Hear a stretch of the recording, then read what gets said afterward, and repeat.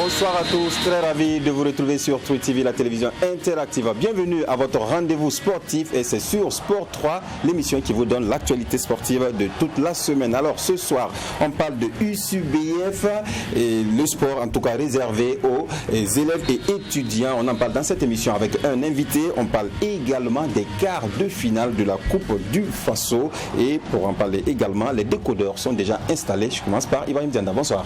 Bonsoir à Samy Thiemtouri, bonsoir donc à tous les téléspectateurs de cette émission. Oui. Ravi donc de vous retrouver, de retrouver ce plateau. Merci. Avec une bonne ambiance. Voilà, Issa Keliboudo, bonsoir. Bonsoir Samy, bonsoir à tous les téléspectateurs. C'était un plaisir de retrouver notre acolyte qui a disparu il y a quelques jours, mais il est toujours présent. Ben voilà. Yves Cabré, bonsoir. Bonsoir Samy, bonsoir à tous. Voilà, et l'invité de ce soir pour parler de l'USUBF, c'est le directeur général des sports du ministère des Sports et des Loisirs, Rasmane Sawadko. Bonsoir. Bonsoir messieurs. Merci. Bonsoir à tous. Et bienvenue à l'émission. Merci bien, c'est avec plaisir. Évidemment. Voilà, on se retrouve juste après cette petite virgule.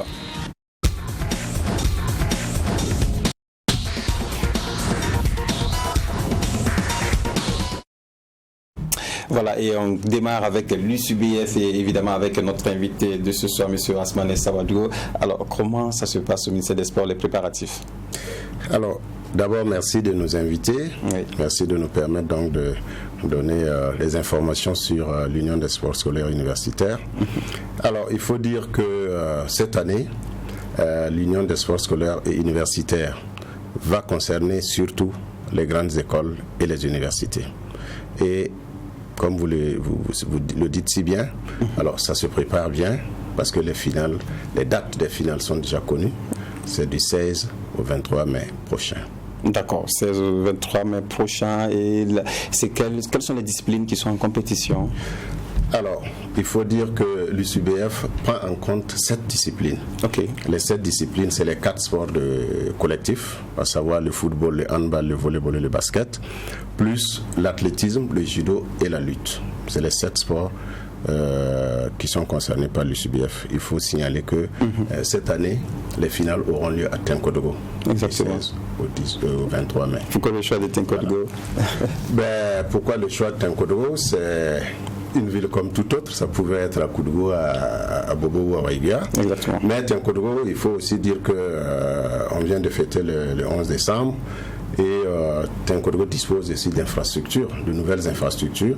Et il faut permettre aussi aux enfants de découvrir les autres villes en dehors de Ouaga et Bobo. Donc, pourquoi pas Tinkodogo? Évidemment, il faut changer de ville pour permettre au sport d'être connu de partout. Issa Keliboudo, l'USUBF qui revient, c'est encore une très belle initiative du ministère. Oui, bon, je vais saluer vraiment le dynamisme du ministère parce que c'est une activité qui nous avait manqué depuis un certain moment. C'est pas seulement au Burkina, l'USUBF, de façon générale, les sports dans les lycées, c'est le lieu de dénicher les talents. Dans les pays développés, vous allez vous rendre compte que la plupart des grands sportifs sont issus de ce milieu-là. Donc le Burkina Faso ne pouvait pas rester en marge de cette dynamique. C'est vrai qu'à un moment donné, il y a eu une petite léthargie, mais on sent aujourd'hui qu'avec les nouvelles autorités qui sont là au niveau du ministère, les choses sont en train de bouger et je pense que c'est de très bonnes choses que l'USUBF revienne, surtout un clin d'œil aux grandes écoles et aux universités qui aujourd'hui ont en croissance énorme au Burkina. Ça peut être un bon vivier de recrutement de très bons futurs champions dans toutes les disciplines, pas forcément en football, que ce soit en karaté. Les élèves ont l'envie d'avoir des espaces d'expression et l'USUBF peut être ce cadre-là qui va leur permettre de dénicher, accompagner de nouveaux talents et pour le bien-être du Burkina. Maintenant, pour terminer, moi j'aimerais vous poser peut-être une question. Vous avez dit que c'est une possibilité donnée aussi au-delà du sport de faire par exemple le tourisme en réalité, faire connaître un peu notre patrimoine touristique aux jeunes qui vont venir des différentes régions. Je voudrais savoir à ce niveau, est-ce que vous envisagez par exemple associer une structure comme l'Office national du tourisme qui est déjà dans ce secteur? Est-ce que tourisme et sport, on peut faire cette symbiose-là pour peut-être, je ne sais pas, c'est juste une idée? Oui, comme on dit, les enfants vont découvrir.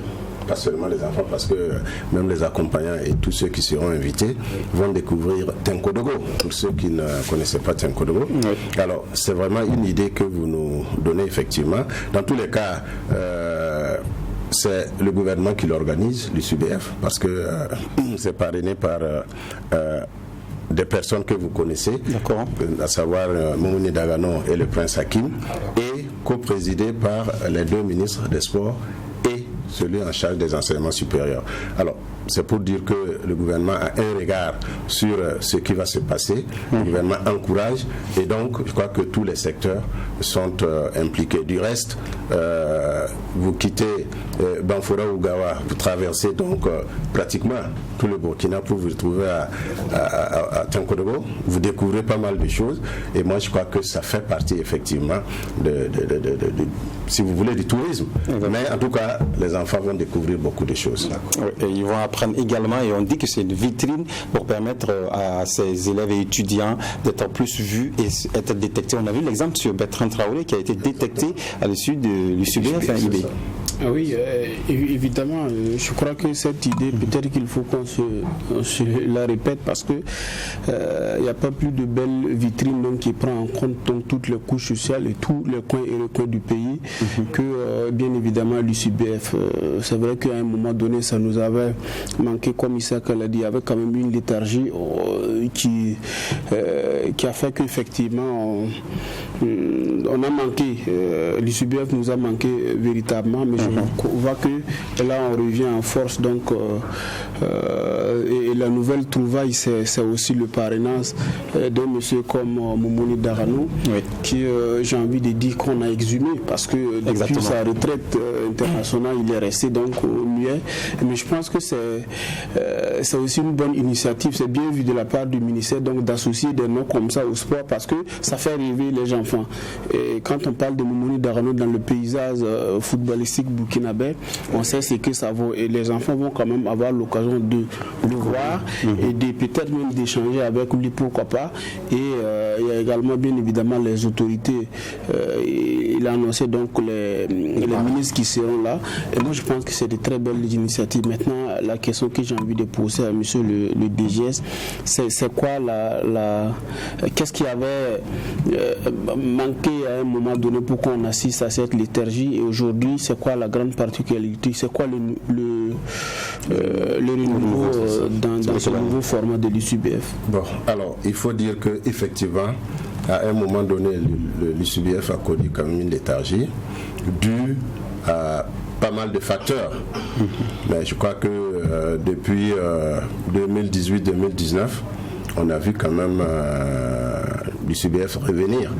Parce qu'au niveau donc des 3 départements, à savoir le MENA, l'enseignement supérieur et les sports, il y a eu donc des concertations et les chefs de département ont pu trouver véritablement donc une stratégie pour relancer. Effectivement, si vous vous souvenez, en 2019, il y a quand même eu donc des activités USUBF.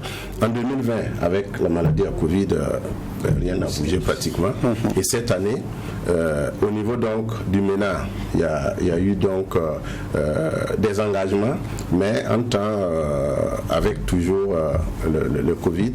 Donc, les autorités ont pris un texte qui interdisait donc les regroupements, les activités qui regroupaient quand même les élèves. Ça fait que si bien que, bon, là-bas, ça n'a pas beaucoup bougé, mais au niveau supérieur, je crois qu'ils n'ont pas trouvé d'inconvénients. Donc les activités au niveau supérieur ont continué, à savoir les grandes écoles et les universités. Alors on a voulu donc encourager cela en allant jusqu'au bout, donc jusqu'aux phases finales. C'est pour ça justement cette année, on dit c'est les universités, les grandes écoles qui seront donc au niveau de Tenkodogo pour les finales. Voilà, une compétition qui démarre lundi. Ibrahim Diandar, pour vous, c'est encore une belle initiative, comme je l'ai dit, et ça va permettre à ces élèves en tout cas de mieux s'illustrer de belle manière, puisque l'année dernière il n'y a pas eu de SUBF. Voilà, donc à ces étudiants, bien sûr, parce que c'est toujours élève, étudiants, mais il faut aussi le dire, hein, c'est vrai que le SUBF en a connu des années quand même de gloire à un certain moment, parce que c'était quand même, je dirais, l'une des plus grandes activités même gérée donc par les triptyques Merci, MENA et MSL. C'est vrai, à un certain moment, pour beaucoup de raisons dont nous n'allons peut-être pas évoquer ici, parce que quand le DGS parle un peu, je regarde un peu les difficultés, ça suit surtout des questions de finances. Parce que quand le Covid vient, c'est vrai, il y a la question de santé, mais c'est des secteurs comme le sport, la culture et autres, c'est dans ces budgets-là qu'on essaie d'annuler certaines activités pour peut-être sauver l'urgence. Donc, non seulement on veut également la pratique du sport, mais c'est des secteurs également qui sont en souffrance dans nos politiques de développement. Donc, cela fait que souvent ça ne facilite pas les choses. Sinon, moi je suis de ceux qui pensent que s'il y a une politique réelle de développement du sport au Burkina Faso, quelle qu'en soit l'autorité ou autre qui va venir, c'est de venir appuyer ce qui est déjà fait pour peut-être aller de l'avant.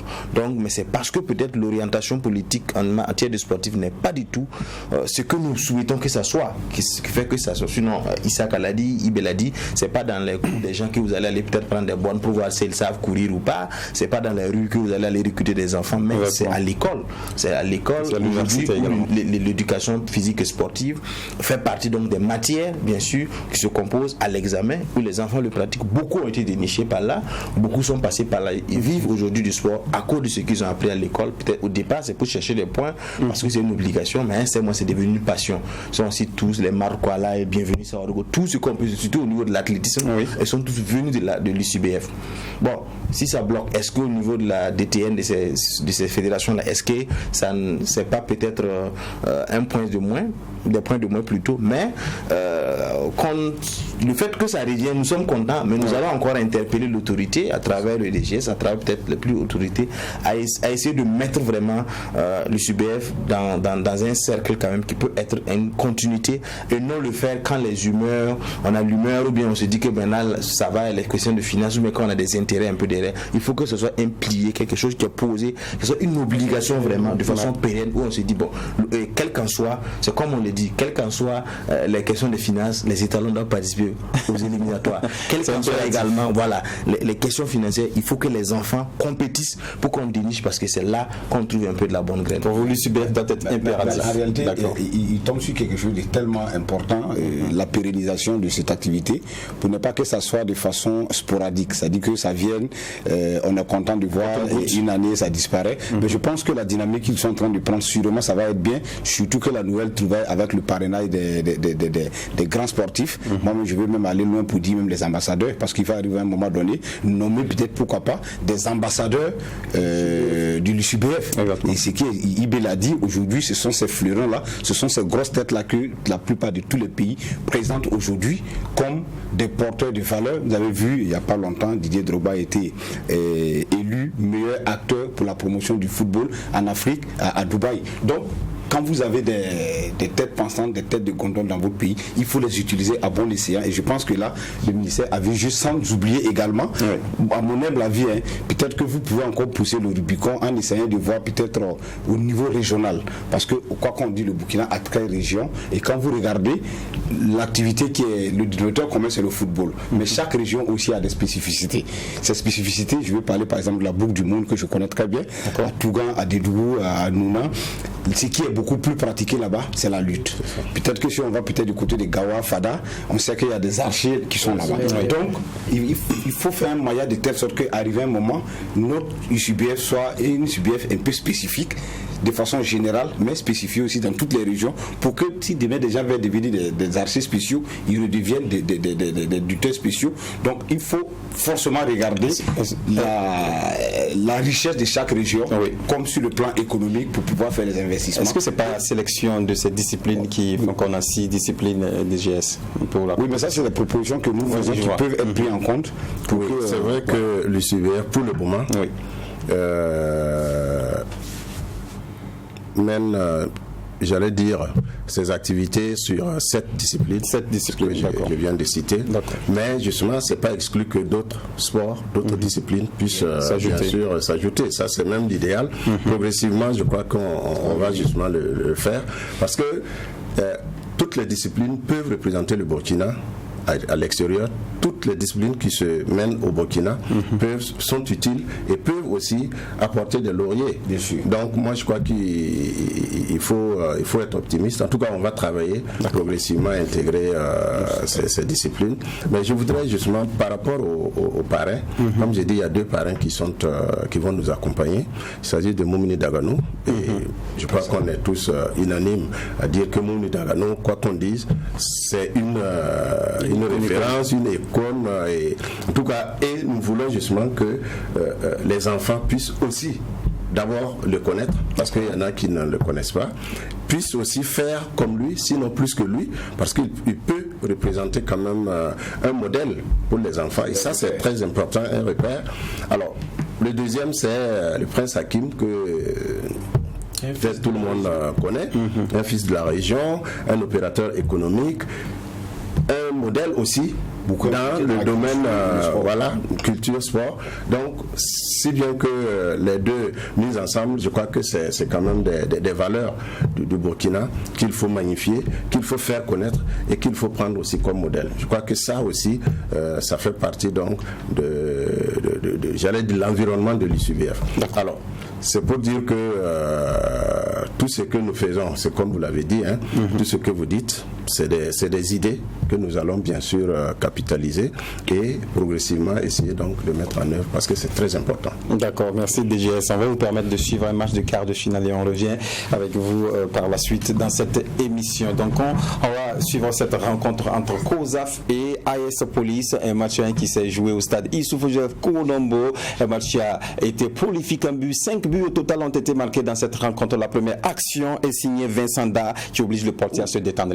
Oui, là il oblige d'abord le défenseur à reculer jusqu'à l'intérieur de la surface de réparation. Il va s'offrir l'angle de tir et je crois que c'est Damien Tombiano qui du pied gauche dont va envoyer une lourde frappe et le gardien était sur ses gardes. Voilà, et par la suite on voit Rodrigue Cam qui est fauché dans la surface de réparation et monsieur Dio, l'arbitre oblige et indique le point de pénalty. Oui, c'est comme si Rodrigue allait clairement chercher ce pénalty et malheureusement Ibrahim du haut de son expérience n'a pas su se déjouer et là il va commettre l'irréparable et là c'est le pénalty justifié derrière l'ouverture du score. Yemboado Nadenga qui ouvre la marque. Il a raté le tacle et automatiquement il savait qu'il avait commis donc l'erreur fatale. Voilà, donc Nadenga Yemboado qui ouvre la marque pour l'AS Police en ce moment. Oui, c'est le spécialiste donc des pénaltys au niveau de l'AS Police, Yemboado Nadenga qui va user de toute son expérience donc pour tromper donc le portier de COSAF. Ça fait 1-0 pour l'AS Police. Et COSAF qui ne va pas également baisser les bras, essayer de pousser avec un coup franc à la suite. Vous allez voir, COSAF qui obtient un coup franc qui va raser la barre transversale. Oui, là c'est excellemment tiré. Ça va obliger Daniel Sayon, le portier de l'AS Police, à se déployer. Et là, la balle donc va fleurir donc la barre transversale de l'AS Police et retard dans l'échéance d'égalisation donc pour COSAF. Oui, un but qui ne va pas venir de sitôt puisque l'AS Police va également pousser avec dans la foulée et cette belle combinaison. Vous allez voir une combinaison depuis à peu près le rond central et Ahmed Moussa Diomandé après quelques passements de jambes. Vous allez voir sur l'image même qui va créer un autre penalty créé par Zon. Voilà, Amadou Zon qui crée ce penalty. Indiscutable. Derrière la combinaison est bien partie entre Nadenga Yemboado et Damien Tombiano et de Moussa Ahmed Diomandé qui va se démarquer et pour réceptionner donc cette passe du côté droit. Il va obliger les défenseurs à reculer jusqu'à l'intérieur de la surface de réparation. C'est un joueur très technique, on le sait. Il oblige donc son vis-à-vis à commettre donc la faute et c'est le deuxième penalty de la soirée. Mais du haut de l'expérience quand même de Amadou Zon, il ne devait pas faire cette faute.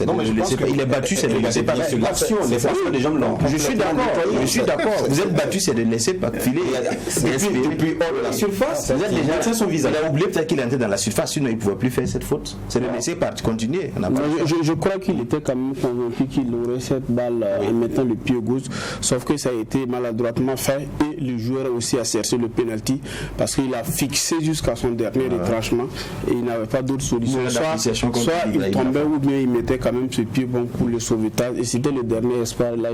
Voilà, donc 2-0 pour l'AS Police en seconde période. Regardez comment Ibrahim Kamdaogo face au portier rate son geste. geste. Et c'est là, c'est mal défendu de la part de la défense de COSAF et c'est un face-à-face avec Ibrahim Komdaro qui, à ce moment précis, où l'AS Police menait par 2-0, donc lui va aller et il va faire prendre la mauvaise des décisions, comme ça que l'a dit. Plusieurs idées se sont foisonnées.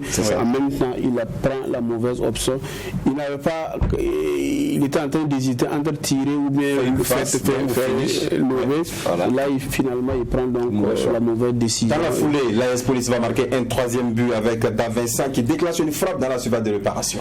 Je crois qu'il ne s'agit pas de Dave Vincent, c'est d'abord un ballon dévié. C'est pas si on va revoir, c'est au niveau la réalisation de la réalisation. Je crois que c'est Damien Tombiano qui va s'illustrer encore de très belle manière de la soirée, vous voyez. Oui. Et il va déclencher donc cette frappe, vous voyez, c'est le dossard 27 Damien Tombiano qui va crucifier l'infortuné portier donc de COSAF. Donc ça va être 3-0 pour l'AS Police. En ce moment, en tout cas, voilà, réaction de l'AS Police avec une frappe de Ezon également qui ne va pas créer beaucoup de danger, vous allez voir sur les images, mais qui donne beaucoup de frayeur dans le camp de l'AS Police. Oui, là c'était bien inspiré, mais c'est une frappe désespérée à mon sens aussi, qui ne donne absolument rien. Sinon, l'intervention de Daniel Sayon qui était sur ses gardes. Il faut reconnaître que c'était quand même assez osé parce que de sa position, frapper de l'extérieur du pied et dans cette position, bien cadré, c'est bien osé. COSAF également qui va pousser, qui va obtenir un but pour la réduction de la marque et ce but qui a échappé à notre caméra et un second but ici à l'image pour marquer, réduire complètement la marque à 2-3. Je crois que c'est Ibrahim Ili qui se rachète sur ce coup-là. Il va d'abord éliminer son vis-à-vis et s'offrir une possibilité de tir sur le côté gauche. Il va frapper sa frappe.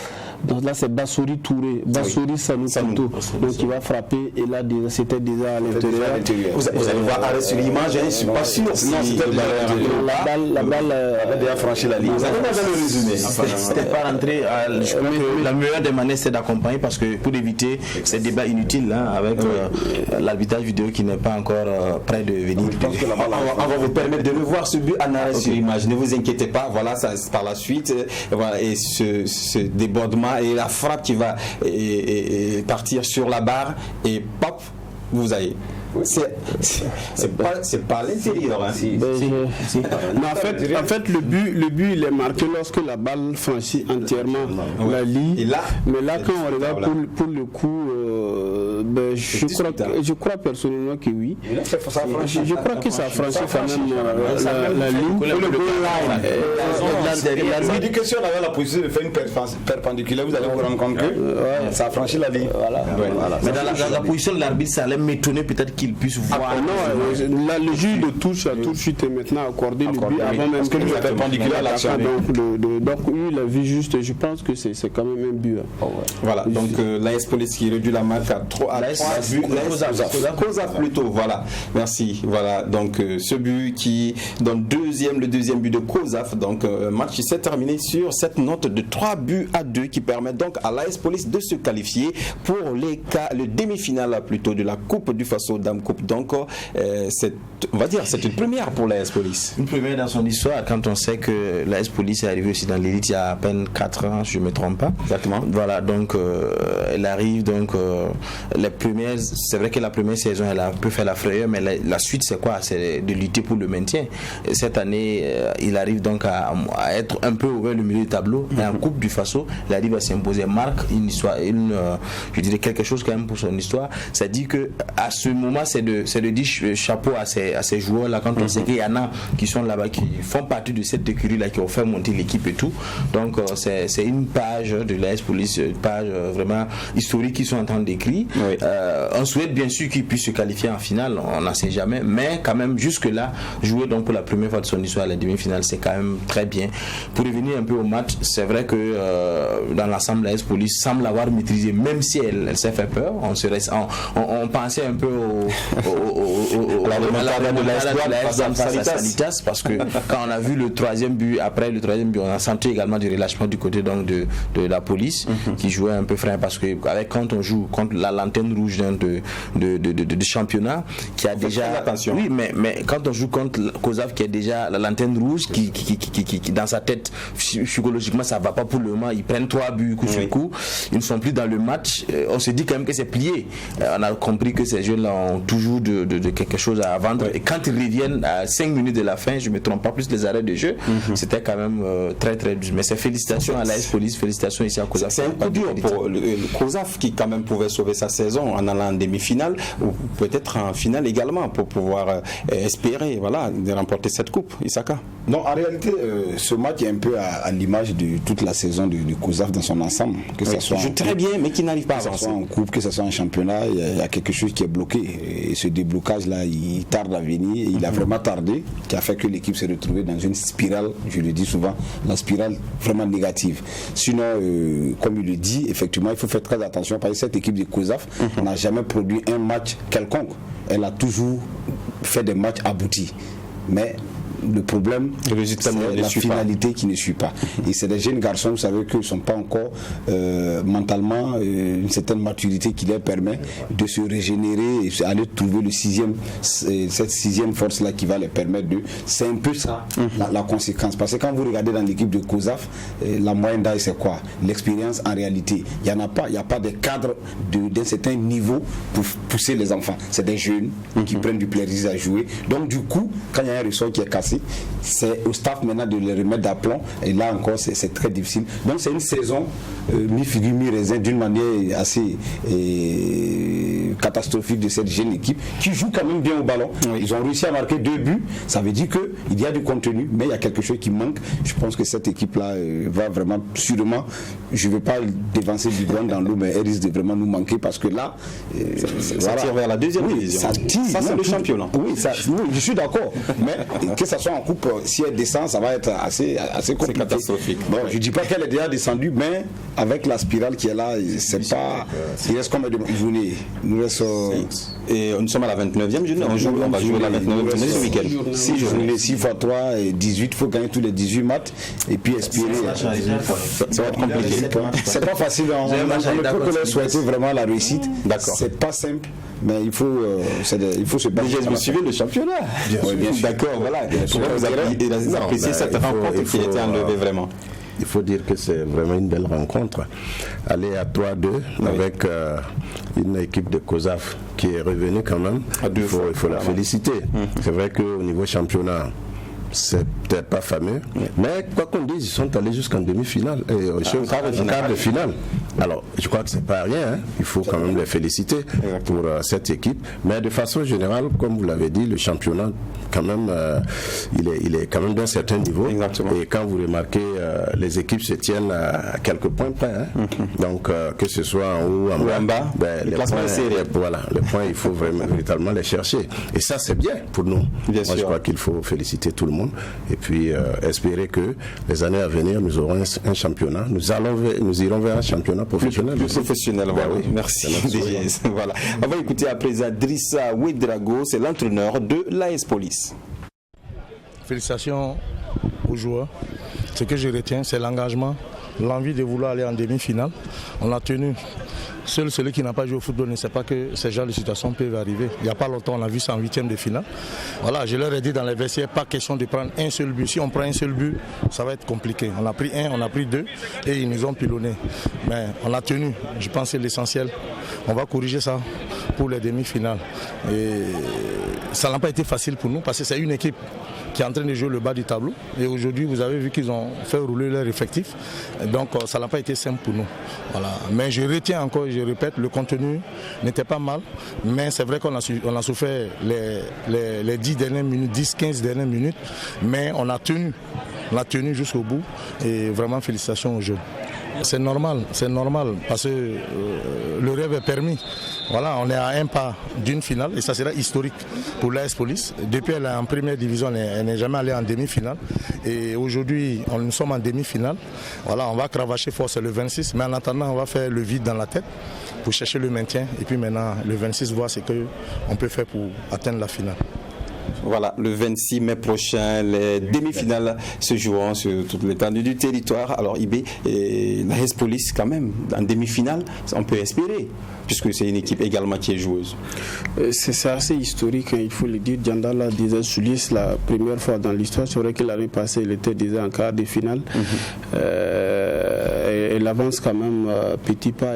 C'est une équipe qui a avancé masquée, mais qui sait quand même où est-ce qu'elle veut aller. Et je crois qu'aujourd'hui, c'est l'aboutissement de tout un travail, d'une prise de conscience collective au niveau de l'effectif et aussi la prise de responsabilité de la part du coach. Parce que quand vous regardez cet effectif, il y a un certain nombre de cadres que vous ne voyez plus sur le terrain parce qu'il a tenu ses discours, il a pris ses responsabilités, il a mis un certain nombre de joueurs, donc des joueurs qui ont participé donc à l'écriture de l'histoire de cette équipe de l'AS Police. Et lui, il est arrivé, il dit voilà, c'est moi le patron, et même l'un de ses meilleurs défenseurs, en l'occurrence Kader Ouedraogo, il a été mis sur le mal alors qu'il était parti pour être l'un des meilleurs défenseurs du championnat. Je crois que c'est aussi ça la vie de l'entraîneur. Il faut avoir à un moment donné assumé et prendre des décisions donc, qui s'imposent pour le bien du collectif. Et là, Drissa Ouedraogo a su bien le faire. Et là, je vais peut-être trahir un secret. Il me dit en début de saison que je pense que je peux jouer la finale de la Coupe du Faso et je souhaite et je pense très sincèrement que je vais le faire. Il a un bon chemin. Il a un match de la finale. Quand on regarde aussi les autres qualifiés, il y a de la place effectivement donc pour aller écrire cette histoire-là. Mais l'accès fait quand même peur en fin de rencontre. Déjà quand vous regardez l'état d'esprit avec lequel ils sont rentrés dans les masses, c'est très positif. D'abord sur les deux premiers buts, ils ne célèbrent pas. Et sur le troisième but non plus. Donc déjà, il y avait la concentration. Maximum. Mais à 3-0, certainement que ils ont baissé un peu la garde. Voilà, c'est déjà plié, ils ont baissé la garde. Et Kozaf marque à la 84e minute le premier but, et à la 88e minute le deuxième but. Et c'est offert derrière dans des occasions nettes de buts qui auraient pu coûter de la diversité à cette équipe de l'AS Police. Donc derrière, il y a des enseignements qu'il faut tirer dans ce match si effectivement vous voulez accomplir votre rêve qui est de jouer la finale de la Coupe du Faso. Oui, pendant ce temps, Kozaf replie bagage pour espérer revenir l'année prochaine en Coupe du Faso. Donc on écoute Manga Diabaté, l'entraîneur de Kozaf. Ils se sont révoltés, c'était trop tard parce qu'on a pris un troisième but. Parce qu'à 2-0, je les ai dit que c'était possible, on reste organisé. Si on marque un but, on met toujours la pression sur l'adversaire, c'est toujours possible de revenir. C'est ce qu'ils ont fait, mais on a pris un troisième but, c'était trop, 3 buts c'est beaucoup. On a pu égaliser demain. Le troisième là, on n'a pas pu revenir. Est-ce que vous n'en voulez pas? Comment on peut comprendre que cette révolte là vienne à la dernière minute? Bon, seuls les joueurs peuvent expliquer cela parce que nous sommes des entraîneurs. On travaille tous les jours sur le plan mental, technico-tactique. Maintenant sur le terrain, c'est à eux la volonté. Cette volonté, nous, on ne fait que parler de ça de la bouche. C'est à eux sur le terrain de l'appliquer. Voilà, ça vient d'eux sur le terrain. Parce que quelqu'un qui n'a pas envie, tu ne peux pas le forcer. Voilà. Bon, c'est comme je l'ai dit, mathématiquement, quand vous regardez, c'est pas joué. Voilà. C'est toujours possible. Nous croyons à ça. Je disais en Coupe du Faso, quand on est passé, que notre objectif, c'était vraiment pas la Coupe du Faso, mais si on arrivait à passer, ça allait être un bonus pour nous. Maintenant qu'on perd la Coupe du Faso, je pense qu'on va bien se reconcentrer toujours sur notre objectif qui est de ne pas descendre en 2-2. Ça va être très difficile, hein. Ne pas descendre. Très difficile. C'est vrai qu'on n'a pas 6 matchs encore. Oui, on n'a pas tout. Mathématiquement, il leur est interdit de perdre 2 matchs. Oui, mathématiquement. Sinon, c'est déjà plié. À 2 matchs perdus, c'est plié. Quand on sait que ceux qui sont avec eux un peu en bas, ce sont des équipes aussi qui sont en train de se débattre. À Vitesse, il y a comment on appelle ça, Léopard et puis Uzo. C'est pas simple. Eux, ils ont peut-être un match en retard face à Salitas que les autres n'ont peut-être pas, mais c'est pas aussi. C'est aussi un surtout que c'est 4 équipes qui doivent repartir. Oui, c'est pas simple. Et quand on regarde un peu les points, la distance et tout, ça va vraiment être très difficile. Quand ils jouent pas, ils sont pas beaucoup espacés, hein, donc parce qu'ils font beaucoup de nuls souvent, même s'ils ne pètent pas, mais les victoires, ils n'arrivent pas donc à signer. Ils n'arrivent pas à pouvoir gérer les matchs. Souvent menés, ils mènent rapidement au score, mais ils sont souvent rattrapés et même dominés après. Ce qu'on n'arrive pas à comprendre. C'est très difficile, d'accord. Avant de continuer avec un autre résumé de match, on revient avec DJS pour parler toujours de l'USUBF. La cérémonie d'ouverture, c'est lundi. Dites-nous, avec quelle discipline d'ailleurs on va commencer la compétition? Alors, d'abord, il faut dire que toutes les régions seront à Tinkodogo. Okay. Toutes les 13 régions seront représentées à Tinkodogo, comme je dis au niveau université, école et grandes écoles. Alors, il n'y aura pas en tant que tel une cérémonie d'ouverture, parce que les compétitions seront lancées à partir de lundi. Okay. Les équipes arrivent dimanche. Donc lundi, les hostilités commencent, comme vous aimez le dire. Exactement. Alors, c'est football, c'est pour toutes les disciplines. Alors, ce qui est peut-être attendu, c'est la cérémonie de clôture. Oui, les finales prévues pour dimanche. Non, pour samedi. Samedi, exactement, c'est 22. Voilà, dimanche, c'est le retour des équipes. Oui. Alors donc, nous aurons donc le samedi 22, dans la matinée, au niveau de la place de la Nation, l'épreuve de lutte. Et dans la soirée qui va constituer la cérémonie officielle de clôture, nous aurons un match de football.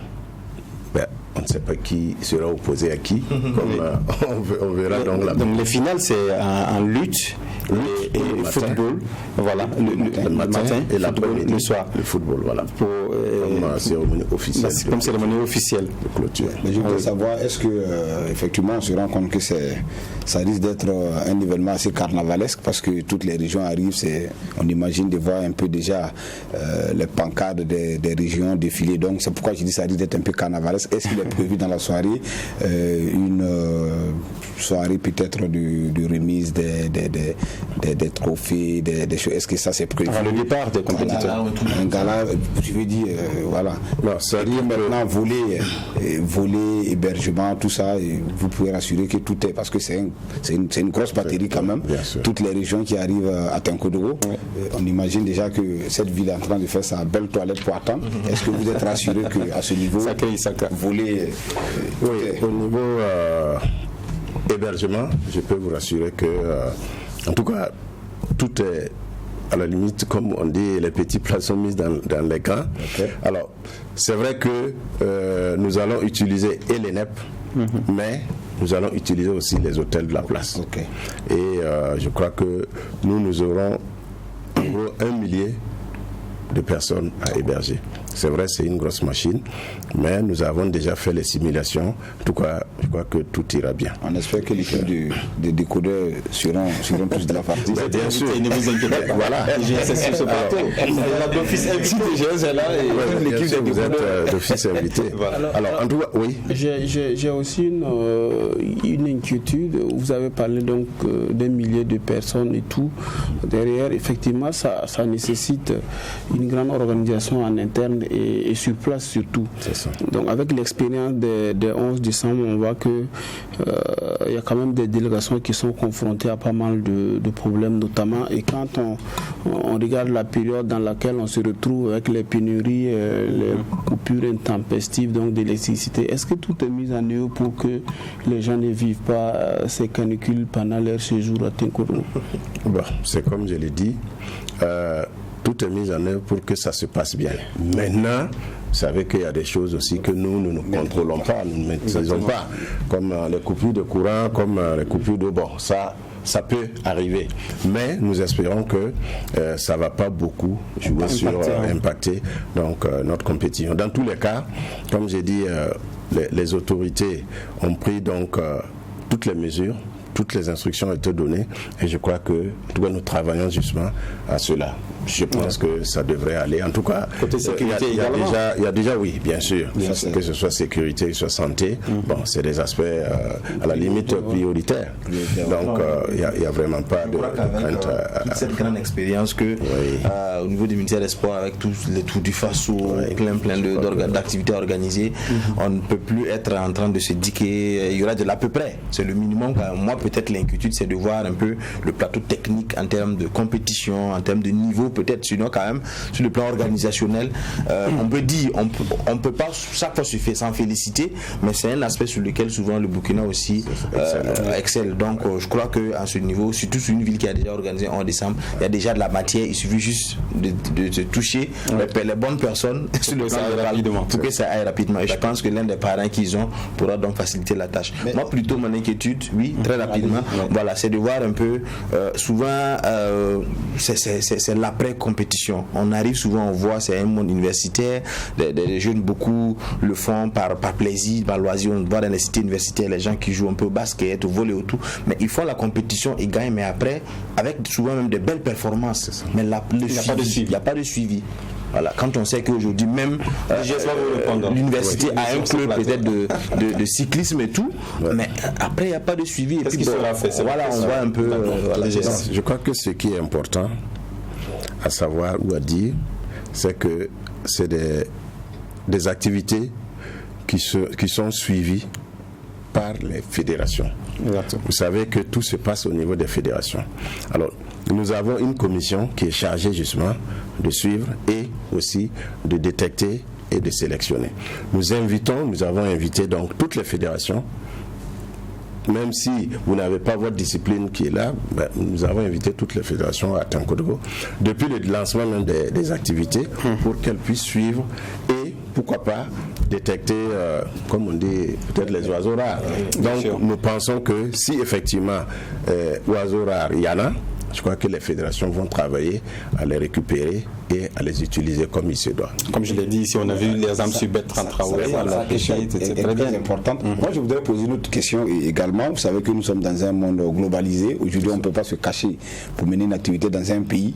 Est-ce que l'USUBF Burkina entretient des relations avec les pays de la sous-région en termes de coopération, d'expérience? Je sais qu'en Côte d'Ivoire, on l'appelle OASU. Bon, au Mali, je ne sais pas, mais je sais que le Mali aussi est un pays qui est en matière du sport universitaire, ils sont aussi très avancés. La preuve, ils ont un championnat de basket des étudiants. Voilà. Donc, est-ce qu'il y a des collaborations à ce niveau? Et puis, pour finir, pour dire que vous avez vu juste, pas parce que vous êtes là, mais je pense que le fait d'inviter les fédérations, ça à eux de venir voir les produits qui peuvent les intéresser. Le ministère, avec ses partenaires, vont organiser l'événement. Mais après ça, comme il a dit, le post-événement, le ministère peut accompagner, il ne maîtrise pas. Maintenant, c'est aux fédérations d'envoyer peut-être des experts, des gens qui ont l'œil, des gens qui peuvent prévoir, anticiper, parce que c'est ça aussi souvent la capacité des observateurs. On voit un garçon, on peut faire des perspectives pour dire dans 2 ans, 3 ans, voilà la capacité où celui-là il peut arriver. Donc il faut mettre vraiment les hommes à la place qu'il faut pour aller suivre et puis maintenant détecter s'il y a oiseau là. D'accord, c'est juste répondre à la première question. Comme vous l'avez dit, nous venons même de rentrer d'Abidjan, il faut bien le dire, il y a en gros 2-3 semaines. Monsieur le ministre a conduit une délégation sur Abidjan où nous avons, justement, Abidjan, on est allé à Yamoussoukro et Boaké. Alors, nous avons pu échanger avec les autorités ivoiriennes, les autorités sportives, les fédérations aussi, quelques fédérations ont accompagné monsieur le ministre, le président du comité olympique était là, donc nous avons quand même pu rencontrer donc, un certain nombre d'autorités là-bas et on a parlé que sport. Ce qui veut dire que il y a quelque chose qui se trame, il y a quelque chose qui se prépare dans le sens justement de la collaboration, de la coopération. Donc moi je pense que c'est la même chose qu'on va faire en direction des autres pays. Je crois que comme vous avez dit, on est dans un monde globalisé et on ne peut pas s'isoler et se développer. Donc on est obligé de s'ouvrir, de vendre notre expertise, mais de recevoir, de prendre aussi chez les autres. C'est ça. D'accord. Déjà, restez avec nous, on va suivre ce résumé de cette rencontre Asfa Ininga majestique, toujours les quarts de finale de la Coupe du Faso, un match qui s'est joué au stade du 4 août ce mercredi également. Première action pour l'Asfa Ininga, ce coup franc joué rapidement dans la phase de réparation. Le joueur manque le cadre. Oui, je crois que c'est c'est Ousmane Diané qui a voulu se jouer donc de la défense de Majestic, sauf que derrière Michael Drabo, donc on n'a pas bien suivi l'action et il va manquer justement donc le cadre à travers ce tir qu'il a envoyé dans les cieux. Oui, et à la suite, c'est Majestic qui va mettre la pression et avoir cette tête de Yul Walter pour l'ouverture de la marque. Oui, c'est une tête à la rémoise en première intention et Yul donc va se jouer de la défense et lui aussi va sauter plus haut donc que la défense de l'Asfa Yenenga pour aller s'offrir donc cette ouverture du score. On fait dire que Yul Walter c'est l'un des hommes les plus en forme du côté Majestic également. Voilà, et toujours en seconde période on voit ce corner et à la suite c'est Cyril Nguessan qui va remettre les pendules à l'heure avec ce but très acrobatique. L'engagement de la défense. Ouais, il a une action à la Amara Simba et une très belle facture. Il réussit à donner vraiment ce but à l'Asfa Yenenga. C'était bien. Ouais. Je crois que c'est la défense qui est tergiverse. Il y a un mauvais renvoi également de sa part.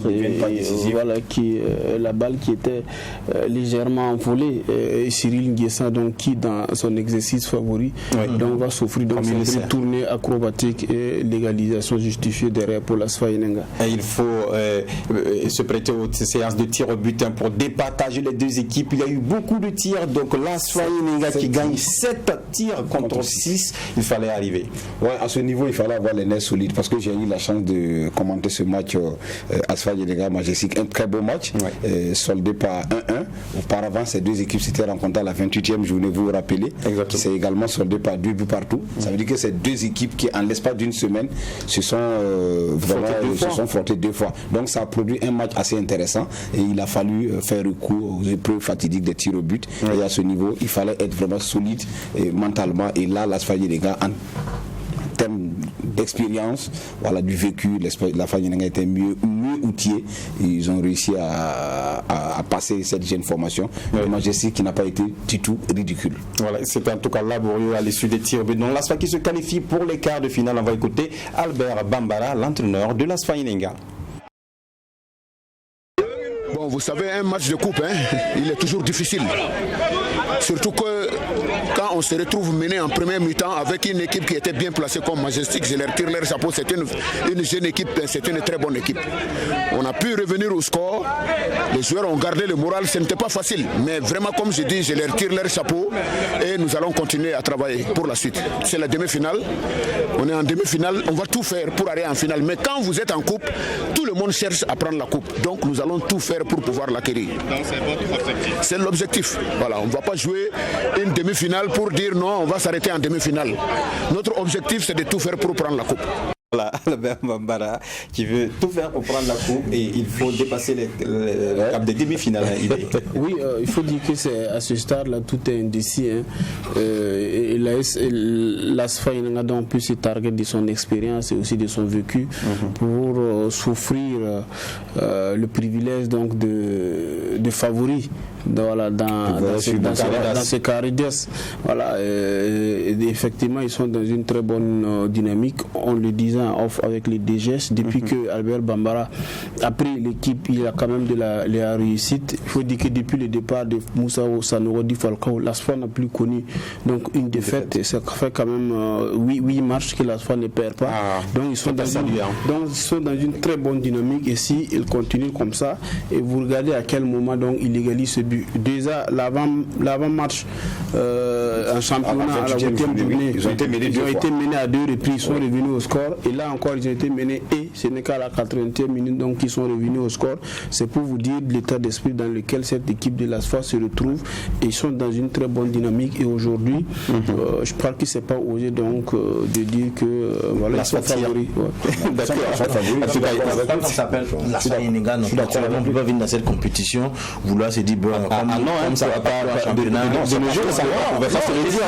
Ça va. Non, je dis bien, quand on s'appelle la Sfaï, de nos jours, on peut pas se dire, bon, on va jouer, essayer de jouer à frein à main parce qu'on a championnat. Qui s'appellent les fous qui ne sont pas là. Mais c'est aussi par rapport à la forme du moment. C'est aussi par rapport à la forme du moment.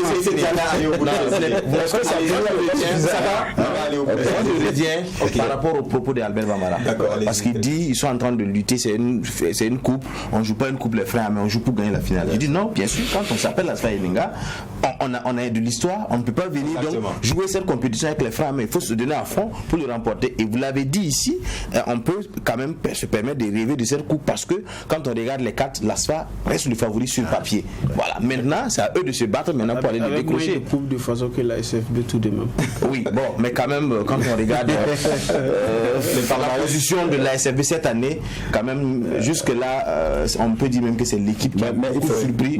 Après bien sûr c'est le Tema Bokoin. Il ne faut pas oublier quand même que côté Asfa Yenega, effectivement sur le rectangle vert, ça bosse fort, mais sur le plan administratif derrière, dans le background, il y a un travail aussi qui est fait au niveau des autorités, je ne vais pas dire des autorités, les dirigeants de ce club-là. Les joueurs, on a échangé un peu en off, ils nous ont fait savoir qu'aujourd'hui tout baigne, comme disait la chanson de l'autre, tout baigne, effectivement, il n'y a pas trop de bobo.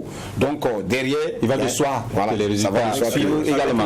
Les primes de match qui montent en filigrane, donc du coup, c'est normal. Tous les ingrédients sont réunis. Voilà. En tout cas, Issa Kaladien, Majesté qui n'a pas démérité également, qui perd à l'issue des tirs au but. On va écouter Adama Yanogo, l'entraîneur de Majestic. Bon, un peu, je ne vais pas dire dessus, bon, mais on aurait aimé gagner ce match-là pour aller en demi-finale. Bon, mais c'est comme ça aussi le football. C'est un match de coupe. Et quand on part au niveau des tirs au but, c'est le plus chanceux qui gagne. Voilà, l'adversaire a été beaucoup plus réaliste que nous au niveau des tirs au but. Ils ont gagné. Voilà, on dit félicitations à eux et bonne chance pour la suite. Voilà, bonne chance à Majestic aussi dans le championnat national, puisqu'il faut assurer le maintien. Voyons l'ensemble des résultats des quarts de finale de Dame Coupe cette année. Tema Bokoin AS Douane qui est à l'issue du match d'un but partout, et Tema Bokoin qui gagne 4 tirs contre 3, qui se qualifie donc pour les demi-finales. Asfa Yenega également qui a battu Majestic à l'issue des tirs au but 7-6. AS Police sur le terrain qui gagne 3 buts à 0 Kozaf, et ASFB qui se qualifie en demi-finale en battant l'ASEC de Koudgou à l'issue des tirs au but après un match nul de 0 but partout au stade du Kato. Donc vous voyez les équipes en bleu, ce sont les équipes dans le Karedas, Isaka Ilbio. Et il l'a dit, l'équipe favorite c'est l'Asfa Yenega, mais le coup de cœur c'est Tema Bokoin quand même. Oui, ça dit que le coup de cœur c'est Tema Bokoin parce que sûrement on ne s'attendait pas vraiment à cette équipe à ce stade. Oui. Mais c'est les réalités aussi des coupes nationales. C'est pas seulement qu'au Burkina, un peu partout ça existe. Vous avez vu ce soir, l'AS Monaco a déployé les ailes pour pouvoir éliminer une équipe de 4e ou 3e division nationale. Donc la beauté de la coupe nationale, c'est un peu ça aussi. Vous imaginez si Tema Bokoin remporte la coupe du Faso, ça sera de l'exploit total. Oui, ça sera un exploit. Voilà, ça sera, on en parlait en off également avec DGS. Ça sera un exploit. Ah, oui. Non, mais moi ça me rappelle un peu l'émission où on a reçu Yaya Kone. Oui. Après le tirage, il disait bon, je préférais peut-être rencontrer une équipe de première division que je connais mieux pour peut-être que de la 2e division. Mais bon, on verra. Finalement, il s'est allé, il allait dans l'inconnu. Pas de chance. Il allait tomber donc sur cette équipe de Tema Bokoin. Où il a mené au score. Tema Bokoin est revenu cette penalty, la S-Douane qui marque un penalty, Tema Bokoin qui arrive à revenir 8 minutes après, tire au but, il arrive à gagner. Chapeau à eux. Le tirage au sort de ces demi-finales, c'est ce lundi, donc on connaîtra. Voilà, donc on va voir les oppositions ce lundi. Mais pour le moment, on parle de la 29e journée du Face au Foot, les oppositions de ces rencontres. USO, RCB, Étoile Finale de Ouagadougou, AS Sonabel, Majestic, Raimo, Kozaf jouera Salitas, ASEC jouera également l'Asfa Yenega, AS Douane, USFA. Ça sera un match vraiment très enlevé. Léopard de 5000 Royal FC, AS Police, ASFB et le RCK jouera Vitesse pour terminer avec cette 29e journée de Face au Foot IB. Des rencontres très alléchantes. Oui, avec USFA contre AS Douane, c'est quand même la rencontre au sommet de cette 29e journée parce que les deux équipes ont les mêmes objectifs, remporter les titres et elles sont effectivement en bonne position. Derrière, il y a l'étoile filante de Ouagadougou qui voudrait se laver la face, alors que en face, c'est l'AS Sonabel qui a mené les débats jusqu'à un certain moment, jusqu'à la 28e journée. Il faut la féliciter, cette équipe. Mais l'un dans l'autre, moi je pense que c'est des rencontres qui seront très enlevées. On n'est pas au bout de nos surprises, en tout cas dans ce championnat. Justement, que le classement est très très serré, il faut attendre.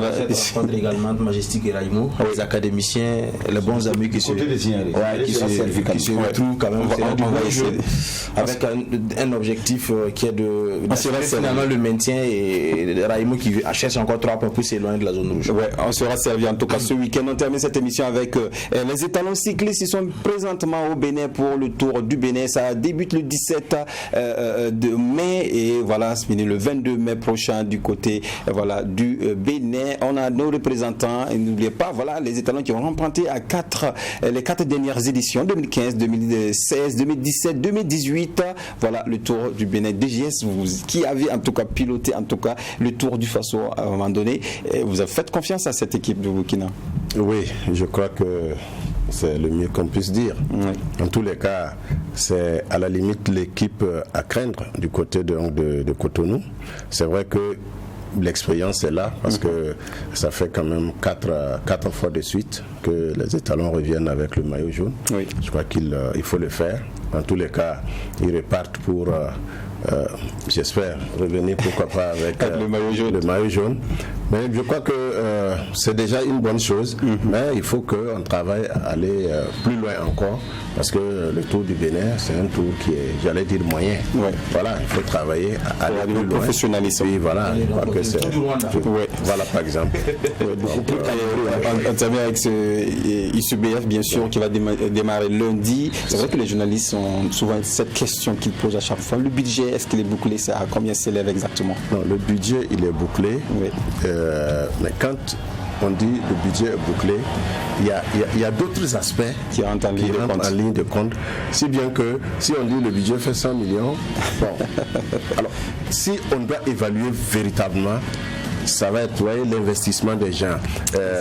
C'est pas aussi simple. Pas quantifiable. C'est pas quantifiable. Sinon, on peut dire que pour ce qui est prévu, il n'y aura pas de problème. Les choses sont en train de se mettre en place. Il y a déjà une équipe là-bas.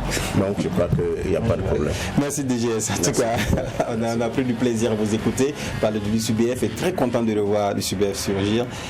On sera du côté de Tinkodogo.